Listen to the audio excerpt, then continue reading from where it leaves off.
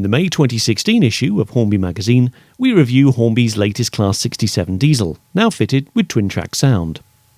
Utilising Hornby's high-fidelity double-O-gauge model and finished in Caledonian Sleeper Midnight Teal, it features 25 DCC functions, 20 of which are sounds, such as engine startup.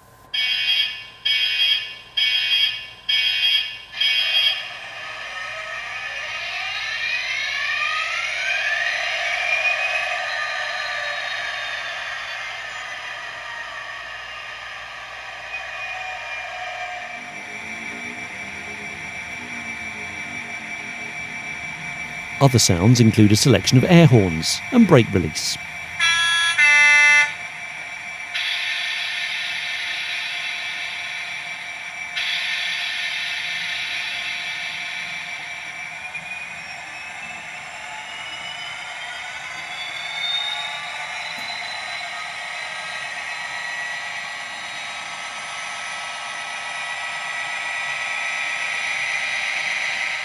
Ahead of an appropriate rake of stock, the 67 slows for a station stop on Hornby magazine's office test layout, Toplydale.